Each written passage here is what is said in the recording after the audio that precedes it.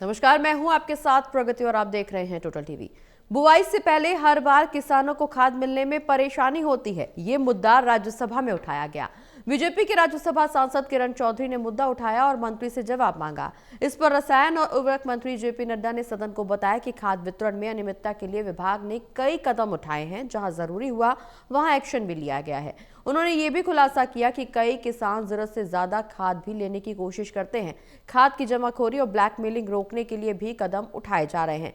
किसान हितैषी होने का दावा सरकार करती है, लेकिन विपक्ष लगातार सरकार को कभी एमएसपी तो कभी खाद के मुद्दे पर घेरती है।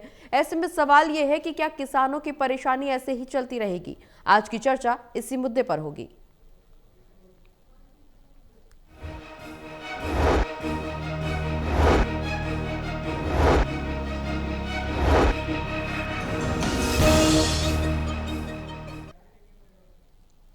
तो संसद में खाद वितरण अनियमितता का मुद्दा गूंजा है। राज्यसभा सांसद किरण चौधरी ने सवाल उठाया है। किसानों को फसल के समय पर्याप्त मात्रा में खाद नहीं मिलती है, जिससे किसान परेशानियों का सामना करते हैं। सवाल यह है कि सरकार किसान हितैषी होने का दावा करती है, लेकिन विपक्ष लगातार सरकार को किसानों के अलग अलग मुद्दों पर घेरती हुई नजर आती है। लेकिन अब जो किसानों को खाद नहीं मिलने को लेकर के परेशानी हो रही है, ये मुद्दा जब उठाया गया तो इस पर आगे क्या कुछ कार्रवाई होगी? क्या वाकई इसमें कितनी सच्चाई है, इसमें कितनी ब्लैक मार्केटिंग होती है, क्या कुछ होता है? इस पर चर्चा को आगे बढ़ाएंगे। हमारे साथ पैनल में मेहमान जुड़ेंगे, उनसे भी आपका परिचय करवाएंगे, लेकिन उससे पहले एक रिपोर्ट पर नजर डाल लेते हैं।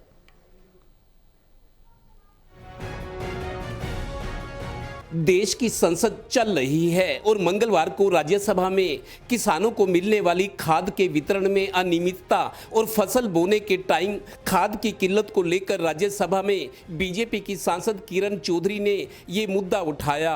किरण चौधरी ने केंद्रीय मंत्री से इस पर स्पष्टीकरण मांगा। हो रही है, फटाफट भिजवाओ। तो मैं ये पूछना चाहती हूँ माननीय मंत्री जी से कि सारा का सारा जवाब आपने जो दिया है उसमें I would like to know, is there any proposal to integrate satellite data और remote sensing inputs to monitor crop acreage and thereby estimate more accurate fertilizer requirement forecasts?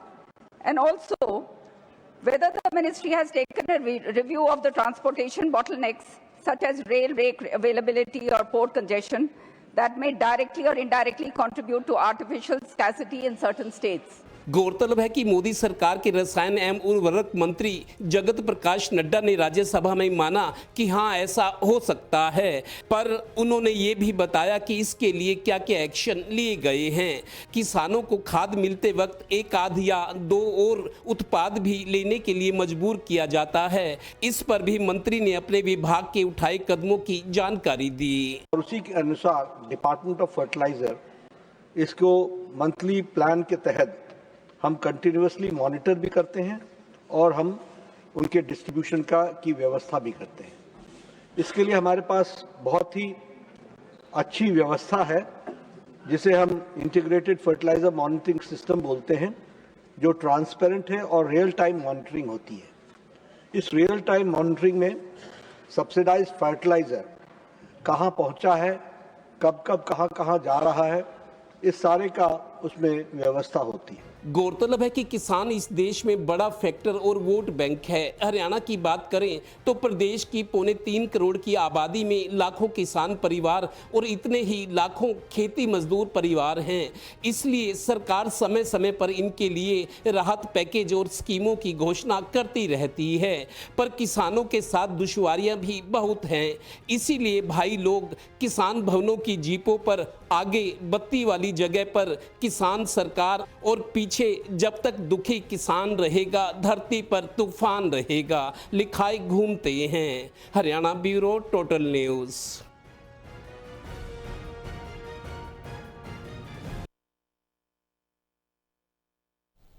तो संसद में खाद वितरण में अनियमितता का मुद्दा गूंजा है, उसको लेकर के जेपी नड्डा ने अपनी अलग राय रखी है, किरण चौधरी का अलग कुछ कहना। लेकिन सवाल यही कि किसानों की परेशानी में जिम्मेदार कौन है?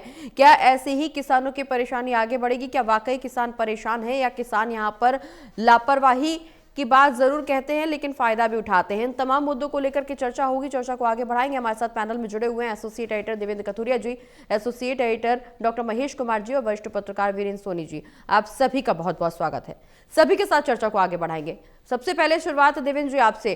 खाद्य वितरण का मुद्दा लगातार उठाया जा रहा है। इस दौरान किरण चौधरी का साफ तौर पर कहना कि अतिरिक्त बोझ, आर्थिक बोझ का सामना कभी कभी किसानों को करना पड़ता है। हालांकि जेपी नड्डा ने अपनी तरीके से जवाब दिया। साफ तौर पर इस बात का भी जिक्र किया गया कि कुछ जवाबदेही राज्य सरकारों की भी है। क्या वाकई किसान परेशान है? क्योंकि लगातार किसानों के मुद्दे को लेकर के विपक्ष भी सरकार पर हमलावर होती हुई नजर आती है। खाद्य वितरण में अनियमितता कितना बड़ा मुद्दा और इससे किसान कितना परेशान? देखिए प्रगति, जैसे सब्जी के लिए टमाटर या प्याज जरूरी होता है, टमाटर ना हो या प्याज ना हो तो सब्जी बनती नहीं। किसान को खेती करनी हो, बुआई करनी हो, कोई फसल की सीडिंग करनी हो, खाद पहली जरूरत है, क्योंकि खाद उर्वरा शक्ति को मजबूत करती है और शुरुआत खाद से होती है। कई सालों से हम सुनते आ रहे हैं खाद के वितरण को लेकर, खाद टाइम पर नहीं मिलती। पीछे 2 साल पहले खाद की कीमत कम की गई या नहीं बढ़ाई गई थी, लेकिन उसके वजन में कमी की गई, कट्टे छोटे की गए। खाद को लेकर हमेशा किसानों में रोष रहा है। और कई बार तो हमने हरियाणा में देखा, किसान ही बताते हैं कि खाद लाइन में मिलती है और कई बार पुलिस के डंडे भी खाने पड़ते हैं, और खाए भी है उन्होंने जी। खाद पहले जरूरत है बुआई करने के लिए, तो खाद की किल्लत कई सालों से रही है जी। किरण चौधरी जो अब बीजेपी में है, राज्यसभा सांसद है, बहुत दिन बाद मेरे को लगता है मुख्य धारा से बाहर चल रही थी जी। जब से बीजेपी सरकार आई है। वो विपक्ष की नेता तो रही है जी, विपक्ष की नेता भी कभी रही है, विपक्ष की विधायक भी रही हैं। हालांकि सरकार बीजेपी की रही है, लेकिन बहुत दिन बाद मैंने देखा है सदन में अपनी बात को मजबूती से किरण चौधरी रख रही है और अच्छी अंग्रेजी बोलकर ये इंप्रेशन छोड़ रही थी कि बहुत हाईली क्वालिफाइड है, पढ़ी लिखी है। और आज उन्होंने मुद्दा उठाकर किसानों की, मेरे को लगता है उनकी हमदर्दी या उनकी प्रशंसा भी बटोरी होगी जी। जहां तक उनकी बात है, बिल्कुल ठीक है, खाद को लेके किसान परेशान रहते हैं अक्सर, कभी नहीं कम परेशान, कभी ज्यादा, लेकिन परेशानी हमेशा रहती है जी। तो किरण चौधरी ने मुद्दा उठा के हरियाणा के किसानों की ओर भारत सरकार का ध्यान खींचा है। और जेपी नड्डा जो केमिकल एंड फर्टिलाइजर मिनिस्टर हैं जी, उन्होंने जवाब बड़े सुलझे हुए मंत्री की तरह दिया है। उन्होंने ये कहा है कि हम जहां जहां कमियां नजर आती है उस पर एक्शन लेते हैं जी। हमने एक्शन भी लिए हैं, नए कदम भी उठाए हैं, और जहां कहीं होर्डिंग या ब्लैक मेलिंग की बात है, जमाखोरी की या ब्लैक मेलिंग की, वहां कार्रवाई की है। लेकिन केंद्र सब कुछ नहीं कर सकती, क्योंकि किसान जिनकी बात आप उठा रहे हो वो तो आपके राज्य में ही रहते हैं, तो आपकी भी जिम्मेदारी बनती है। एहसास कराया कि जिम्मेदारी आपकी भी है, हम तो कर ही रहे हैं। तो लिहाजा एक अच्छे सवाल का एक अच्छा जवाब मिला है। लेकिन किरण चौधरी आज किसानों के लिए बधाई की पात्र हैं कि उनकी एक उस समस्या को जिसका अक्सर उनसे सामना होता है, आज राज्यसभा में समस्या उठाई है वो। ठीक है महेश जी, जिस तरह से खाद्य वितरण का मुद्दा उठाया गया राज्यसभा में, निश्चित रूप से सराहनीय कि किसानों की फिक्र आखिरकार किसी तो सांसद को है जो संसद में यह मुद्दा उठाया गया। लंबे अरसे के बाद किसानों का मुद्दा संसद तक पहुंचा और इस पर अच्छी खासी बहस भी हुई। जेपी नड्डा ने जवाब भी दिया, लेकिन कहा यह भी जा रहा है कि बुआई से पहले जितना जरूरी है किसानों को खाद बांटना, कहीं ना कहीं किसान इस बंटवारे के तहत ब्लैक मार्केटिंग के लिए जमाखोरी भी करते हैं खाद की। ये कितना सही और इसका पता लगाना, क्योंकि जेपी नड्डा का भी साफ तौर पर कहना कि कुछ सवाल ऐसे जिनकी जवाबदेही राज्य सरकारों की है, तो कैसे पता लगाया जाएगा कि ब्लैक मार्केटिंग हो रही है, जमाखोरी हो रही है, होर्डिंग या कई अलग तरीके की अनियमितताएं किसानों को देखने को मिल रही हैं, उसका पता किस तरह से लगाया जाएगा और उस पर कार्रवाई कैसे सुनिश्चित हो पाएगी?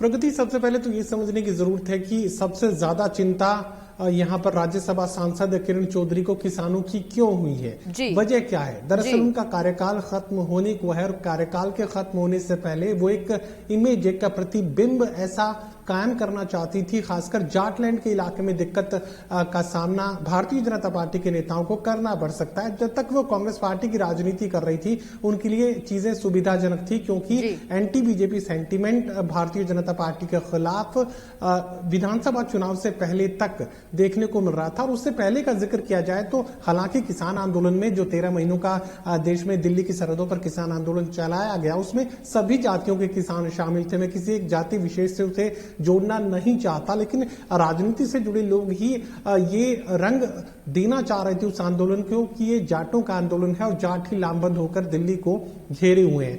अब तक भी अगर परिस्थितियों का आकलन करने की कोशिश की जाए, जाट भले ही वोकल इस वक्त नहीं हो क्योंकि कार्यकाल करीब 4 साल का अभी भी नायब सरकार का पड़ा हुआ है, तो ऐसे में भले ही मुखर होकर जाट भारतीय जनता पार्टी का विरोध नहीं कर रहा हो, लेकिन इतना तो तय मानिए कि अभी तक भी जो सहजता भारतीय जनता पार्टी को लेकर जाट जाति के लोगों में होनी चाहिए थी वो अब तक कायम नहीं की जा सकी है। ऐसे में किरण चौधरी को ये लग रहा है कि सत्ता के मुहाने पर तो वो चली गई, राज्यसभा में पूरे गेम को पलटकर भारतीय जनता पार्टी के खाते में तो वो चली गई। और मनोहर लाल खट्टर ने भी उस वक्त कहा था जब किरण चौधरी की भारतीय जनता पार्टी में ज्वाइनिंग हुई थी, उस वक्त एक बेहद अहम बयान मनोहर लाल खट्टर तत्कालीन मुख्यमंत्री की तरफ से दिया गया था। उन्होंने कहा था कि किरण चौधरी भले ही शारीरिक रूप से अभी भारतीय जनता पार्टी में शामिल हुई हो, लेकिन उनका मन जो है वो भारतीय जनता पार्टी के साथ पहले से था। यानी जो क्रॉस वोटिंग हुई और जो वोट किरण चौधरी का राज्यसभा में रद्द हुआ,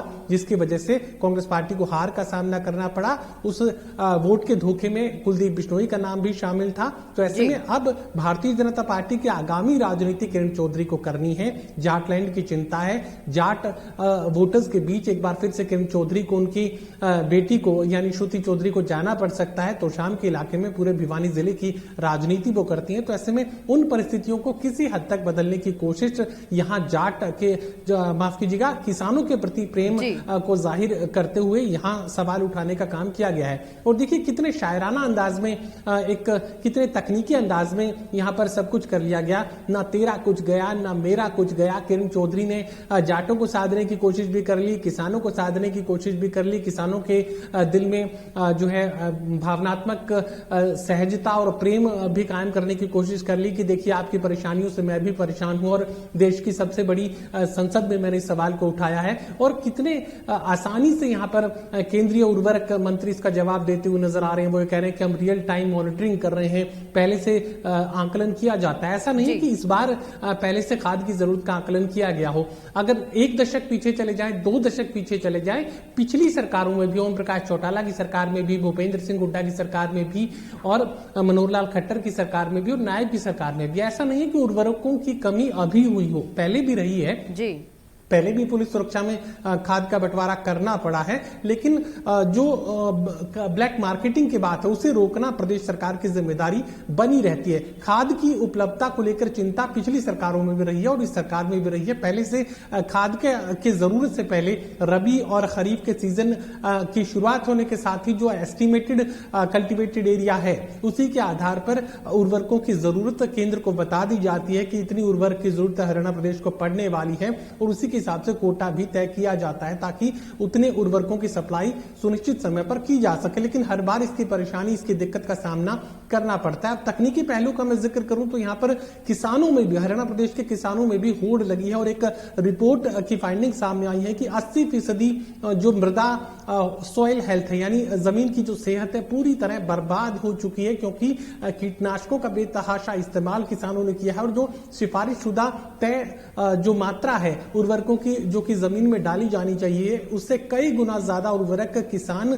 डाल रहे हैं अपनी फसलों में ज्यादा पैदावार हासिल करने को लेकर। और यही चिंता भी केंद्र की भी है, प्रदेश सरकार की भी है, क्योंकि आप कई गुना ज्यादा अगर उर्वरक जमीन में डालेंगे तो उसका जो नेगेटिव इंपैक्ट है वो कैंसर की बीमारी और तमाम दूसरी पेस्टिसाइड्स के बेतहाशा इस्तेमाल की वजह से पूरे देश में, हरियाणा प्रदेश के अलग अलग जिलों में इस वक्त देखने को मिल रहा है। तो ऐसे में बेतहाशा जो उर्वरकों का इस्तेमाल है वो किसानों की तरफ से किया जा रहा है, यानी जितनी जरूरत है उससे कई गुना ज्यादा अगर अपने खेत में अपनी जमीन पर किसान उर्वरक डाल देगा तो यकीनन फिर उसकी कमी होगी ही, क्योंकि जरूरत से ज्यादा आप इस्तेमाल कर रहे हैं तो फिर उसका संकट तो पैदा होना लाजमी है। तो मैंने दोनों कारकों को समझाने की कोशिश की है कि किरण चौधरी को ये बोलने की जरूरत क्यों पड़ी है और असली जो तस्वीर है, जो असली परेशानी है उसकी वजह क्या है। बिल्कुल सोनी जी, जिस तरह से संसद में खाद वितरण अनियमितता का मुद्दा उठाया गया, किरण चौधरी ने मुद्दा उठाया, किसानों के प्रति प्रेम दिखाकर खाद वितरण का मुद्दा उठाकर जाट वोटर्स को समेट करके, क्या किरण चौधरी वाकई बीजेपी से इतर अपनी कोई अलग इमेज जनता के बीच में प्रभावित करने की कोशिश कर रही हैं? नहीं, ऐसी बात नहीं है। देखिए, किरण चौधरी किसानों की सहानुभूति लेनी चाहती हैं, इसमें कोई दो राय नहीं है। और इससे पहले हरियाणा के अंदर देखिए, कांग्रेस हो, जननायक जनता पार्टी हो, इंडियन नेशनल लोक दल हो, ये मुद्दा प्रमुखता से उठाते रहे हैं जी। और जहां तक राज्यसभा में उठाने की बात है, एक मुद्दा है, देखिए वहां संकट पैदा हो रहा है, तो किरण चौधरी ने एक तथ्यात्मक जो है वो मुद्दा उठाकर सरकार का ध्यान आकर्षित किया है। जी। देखिए, जो खाद के वितरण की बात है, देखिए सरकार पहले राज्य सरकारों से उनकी मांग पूछती है, भाई आपके यहाँ कितनी खपत है, कितनी आवश्यकता है, सरकार उसके अनुसार नीति अपनाती है, उसके हम बैठकें की जाती है, रेलवे से समन्वय किया जाता है, रेलवे के रैक है जो पूर्ति की जाती है, रेलवे के रैक पहुंचते हैं, तो वहाँ जो वितरण का काम है वो राज्य सरकारों का है। तो वितरण में जो वो कालाबाजारी हो रही है, वितरण में जो अनियमितताएं हो रही है, उसके लिए दोष तो राज्य सरकार का है। तो राज्य सरकार ऐसी व्यवस्था क्यों नहीं सुनिश्चित कर पाई? अगर वहाँ कोई कालाबाजारी हो रही है तो सरकार क्यों नहीं सक्रिय हुई, सरकारी एजेंसियां?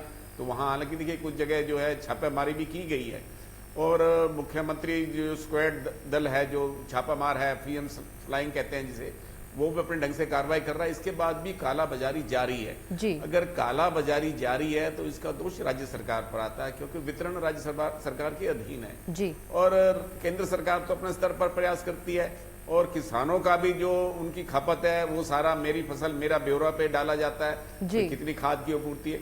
अब एक आधार कार्ड पर खाद के 2 कट्टे दिए जा रहे हैं जो कि अपर्याप्त है और जो इंडियन नेशनल लोक दल के जो सुप्रीमो अवध चौटाला ने तो आरोप लगाया कि जो है किसानों के हाथों पर निशान लगाए जा रहे हैं जिससे उन्हें अपमानित किया जा रहा है ताकि कोई अधिक खाद ना ले सके।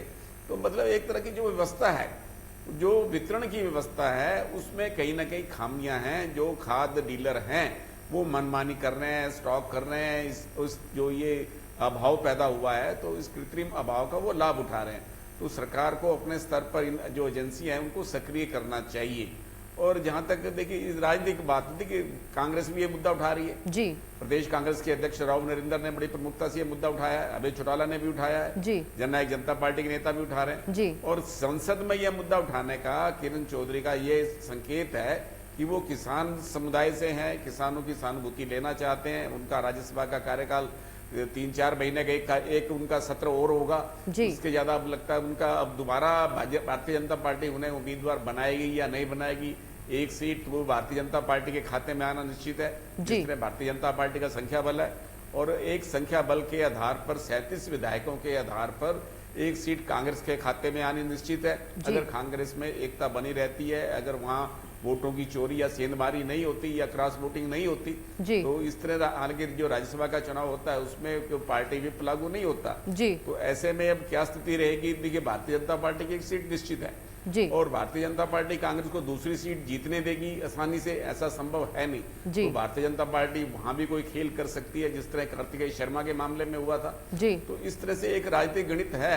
अब उस राजनीतिक गणित का तो जब मार्च अप्रैल में चुनाव होंगे तभी पता चलेगा। तो ऐसे में जो किरण चौधरी ने किसानों का मुद्दा उठाकर अपना ध्यान जो है लोगों का ध्यान अपनी ओर आकर्षित किया है और जो उर्वरक मंत्री हैं जगत प्रकाश नड्डा, उन्होंने बड़ा सफाई से जवाब दिया। तो ये सब स्थिति सामने, इसका क्या राजनीतिक लाभ मिलेगा ये आने वाले समय में बिल्कुल। देवेंद्र जी, हालांकि किसानों का मुद्दा उठाना बेहद जरूरी, क्योंकि निश्चित रूप से बुआई के समय, बुआई से पहले खाद की इतनी जरूरत किसानों को होती है। अगर खाद सही से ना पड़े तो किसानों की फसलें भी इससे प्रभावित होंगी। तो खाद का होना और समय पर मिलना ये बेहद जरूरी है। लेकिन ऐसे में कहीं ना कहीं खाद की ब्लैक मार्केटिंग को लेकर के, जमाखोरी को लेकर के भी तमाम सवाल उठाए जाते हैं। हालांकि वो जांच का विषय है, लेकिन खाद कितना बड़ा मुद्दा है, संसद में उठाया गया, उस पर जेपी नड्डा ने जवाब भी दिया। लेकिन बावजूद इसके कहीं ना कहीं ब्लैक मार्केटिंग होती है, जमाखोरी होती है, जिससे वाकई जो किसान है जिनको जरूरत है, जो निचले तबके के किसान है, उनको परेशानियों का सामना करना पड़ता है। किरण चौधरी ने एक और मुद्दा उठाया कि दूसरी जगह से उर्वरक लेने से आर्थिक बोझ पड़ता है किसानों पर। इसको कम करने के लिए सरकार क्या कदम उठा सकती है?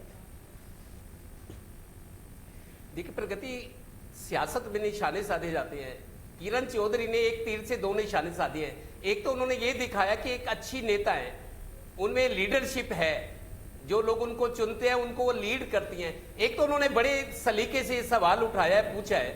दूसरा, जैसा कि इनके राज्यसभा का कार्यकाल खत्म होने वाला है, इनकी बेटी हरियाणा में मंत्री है, श्रुति चौधरी सिंचाई मंत्री हैं, तो इनकी बेटी का और इनका खुद का, दोनों का भिवानी जिले में राजनीति रही है। चौधरी बंसीलाल जब चीफ मिनिस्टर थे, मतलब भिवानी में बहुत ज्यादा, जैसे भजनलाल के टाइम में हिसार रहा है, भुट्टा के टाइम में रोहतक रहा है, तो मनोहर लाल जी के लिए वैसे सारा हरियाणा रहा है। तो भिवानी जिले से इनकी राजनीति चलती है, इनकी बेटी की भी और इनकी भी, क्योंकि इनको फिर अब चुनाव जब भी आएंगे तो उनमें लोगों में थोड़ा सा पैठ बनाने की, लोगों में थोड़ा सा एक पकड़ की जो बात है।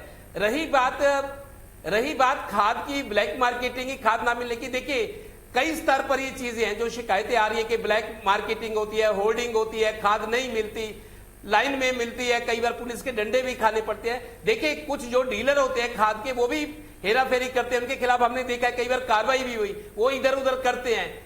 व्यापारी हैं, प्रॉफिट कमाना चाहते हैं, लेकिन कुछ किसान भी, उनकी भी मैं मानता हूं कुछ % होगा जो जानबूझ के जरूरत दिखा के वो ज्यादा एक्सेस डिलीवरी चाहते हैं। वो चाहते हैं कि हमारा आगे नहीं मिले अगली बार, तो हमारे पास स्टॉक रहे, या किसी अपने रिश्तेदार के लिए, या हो सकता है थोड़ी बहुत उनके मन में भी लालच हो, तो किसी स्तर पर होर्डिंग और ब्लैकमेलिंग ये होती है, लेकिन डीलर के स्तर पर भी होती है। और सरकार तो देखिए, केंद्र सरकार इनकी जरूरत के हिसाब से इनको कोटा देती है, आ जाता है, डिलीवरी करना, बांटना कृषि विभाग का काम है, जो यहाँ की एजेंसीज हैं।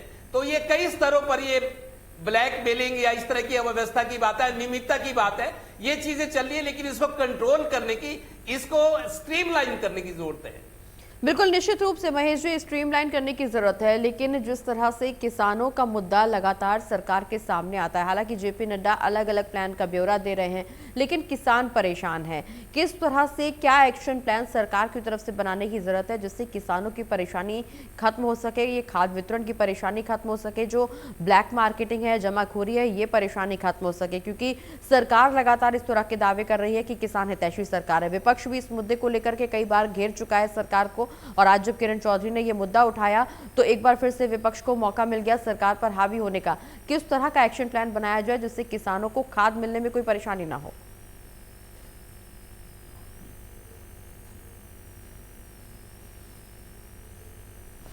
देखिए, दो पहलुओं पर आपके इस सवाल का जवाब मैं देना चाहूंगा। पहला पहलू ये जिसका जिक्र मैंने किया था कि प्रदेश की 80% जो जमीन की सेहत है वो पूरी तरह खराब हो चुकी है, क्योंकि एक्सेसिव अतिरिक्त बेतहाशा इस्तेमाल उर्वरकों का किया गया है किसानों की तरफ से, और एक ही लक्ष्य के साथ ये बेतहाशा इस्तेमाल किया जा रहा है कि उन्हें ज्यादा से ज्यादा पैदावार मिले, और ज्यादा से ज्यादा पैदावार हासिल करने की ख्वाहिश में जमीन की सेहत को बिल्कुल नजरअंदाज किसानों की तरफ से किया जा रहा है। जितनी जरूरत ही नहीं है, जो किस्म उनकी तरफ से उगाई गई है, चाहे वो धान की है, चाहे वो गेहूं की है, उस फसल को उतनी उर्वरकों की जरूरत ही नहीं है जितना बेतहाशा इस्तेमाल जमीन में इस वक्त किया जा रहा है। तो पहले तो ये समझने की जरूरत है कि उतने उर्वरकों की किसानों को जरूरत ही नहीं है कि जितना उर्वरक किसान इस वक्त अपने खेतों में इस्तेमाल कर रहे हैं। सबसे पहली बात तो ये।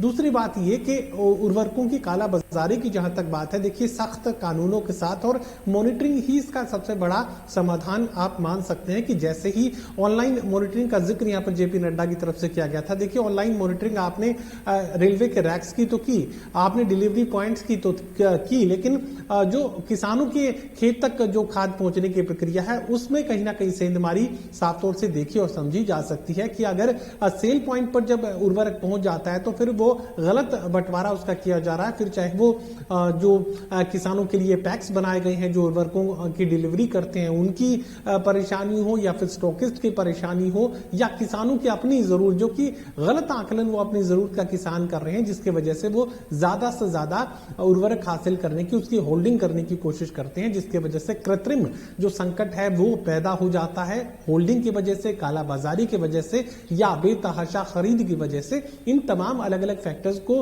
अलग अलग से समझने की जरूरत पड़ेगी। और सबसे पहले तो वैज्ञानिकों को किसानों को यह समझाने की जरूरत पड़ेगी कि जिन किस्मों का आप बुआई कर रहे हैं उन किस्मों में इतने ज्यादा उर्वरक की जरूरत ही नहीं है, तो फिर आप ये उर्वरक हासिल करने के लिए किसान लाइनों में, कतारों में क्यों खड़े?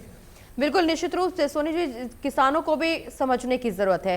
क्या आगे आने वाले समय में किसानों के जागरूकता को लेकर के भी सरकार की तरफ से कोई प्लान लागू किया जा सकता है, कोई अभियान शुरू किया जा सकता है, या करना चाहिए? बिल्कुल, देखिए मनोहर लाल जी के समय में भी ऐसा जागरूकता अभियान चलाया गया था। भाई धान के लिए जो है पानी की काफी ज्यादा आवश्यकता होती है जी। और जबकि धान बहुत आवश्यकता से अधिक हो जाता है, तो इसलिए कहा था कि धान के स्थान पर अनेक जो है खेती उसको प्रोत्साहन देना चाहिए। तो तब भी सरकार ने जागरूकता अभियान चलाया था। तो ऐसे में भी अब जब खाद की जहां अत्यधिक आवश्यकता नहीं है, जी। तो वहां पर भी देखिए जितना अगर मांग और वितरण में जो संतुलन बना है वो संतुलन बना रहना चाहिए। बिल्कुल। ये सरकार की नीति भी है और सरकार इस दिशा में प्रयास भी कर रही है। उत्पादन में कमी नहीं है, लेकिन कमी है तो वितरण में है। बिल्कुल। तो उस वितरण की व्यवस्था को सुदृढ़ करने की आवश्यकता है। बिल्कुल, निश्चित रूप से वितरण की व्यवस्था को सुदृढ़ करने की जरूरत है। हालांकि किरण चौधरी ने बखूबी ये मुद्दा उठाया और उतनी ही बखूबी से जेपी नड्डा ने इसका जवाब भी दिया है, लेकिन बावजूद इसके किसानों को परेशानी जरूर होती है। अब किसानों के लिए क्या कुछ एक्शन प्लान सरकार की तरफ से लागू किया जाएगा, जागरूकता प्रोग्राम की भी यहाँ पे ज्यादा जरूरत है, किस तरह से जागरूकता अभियान सरकार की तरफ से चलाया जाना चाहिए, इस पर भी विचार विमर्श करने की जरूरत है। बहुत बहुत शुक्रिया आप सभी का चर्चा में शामिल होने के लिए और अपनी अपनी बात सामने रखने के लिए। तो जिस तरह से किसानों का मुद्दा आज संसद में गूंजा है, निश्चित रूप से अब सरकार का अगला कदम किस तरह से प्रभावी होने वाला है, क्या ये कदम होने वाला है, ये सबकी निगाहें अब इसी पर टिकी हुई हैं। आज की बड़ी बहस में फिलहाल इतना ही।